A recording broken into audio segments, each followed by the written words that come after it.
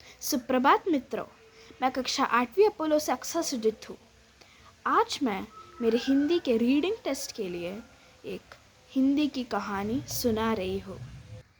लाख की चूड़ियाँ। सारे गांव में बदलू मुझे सबसे अच्छा आदमी लगता था, क्योंकि वह मुझे सुंदर सुंदर लाख की गोलियाँ बनाकर देता था। मुझे अपने मामा के गांव जाने का सबसे बड़ा चाव यही था कि जब मैं वहाँ से लौटता था तो मेरे पास ढेर सारी गोलियाँ होती, रंग बिरंगी गोलियाँ जो किसी भी बच्चे का मन मोह ले।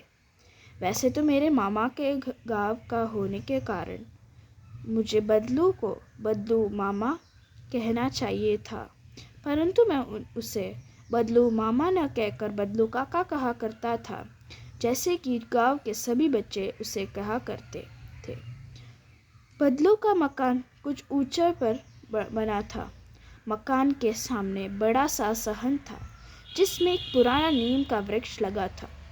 उसी के नीचे बैठकर बदलू अपना काम किया करता था। बगल में भट्टी दहकती रहती, जिसमें वह लाख पिघलाया करता। सामने एक लकड़ी की चौखट पड़ी रहती, जिस पर लाख के मुलायम होने पर वह उसे सलाख के समान पतला करके चूड़ी का आकार देता। पास में वह 4-6 विभिन्न आकार की बेलननुमा मुंगेरियाँ रखी रहती, जो आगे से कुछ पतली और पीछे से मोटी होती। लाख की चूड़ी का आकार देकर वह उन्हें मुंगेरियों पर चढ़ाकर गोल और चिकना बनाता, और तब एक एक कर पूरे हाथ की चूड़ियाँ बना चुकने के पश्चात वह उन पर रंग करता। बदलू यह कार्य सदा ही एक मचिए पर बैठकर किया करता था, जो बहुत ही पुरानी थी। बगल में ही उसका हुक्का रखा रहता, जिससे वह बीच बीच में पीता था। गांव में दोपहर का समय अधिकतर बदलू के पास बीतता। वह मुझे लला कहा करता और मेरे पहुँचते ही मेरे लिए तुरंत एक मच्छियाँ मंगा देता। मैं घंटों बैठे बैठे उसे इस प्रकार चूड़ियाँ बनाते देखता रहता।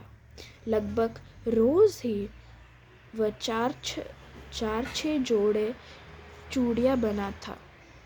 पूरा जोड़ा बना लेने पर वह उससे बेलन पर चढ़ाकर कुछ क्षण चुपचाप देखता रहता, मानो वह बेलन न होकर किसी नववधू की कलाई हो। बदलू मनीहार था।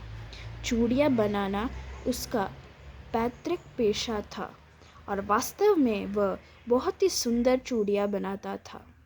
उसकी बनाई हुई चूड़ियाँ की खपत भी बहुत थी। उस गांव में तो सभी स्त्रियाँ उसकी बनाई हुई चूड़ियाँ पहनती ही थी। आसपास के गांवों के लोग भी उसे चूड़ियाँ ले जाते थे, परंतु वह कभी भी चूड़ियाँ को पैसे से बेचता नहीं था। उसका अभी तक वस्तु विनिमय का तरीका था, और लोग अनाज के बदले उसे चूड़ियाँ ले जाते थे। धन्यवाद।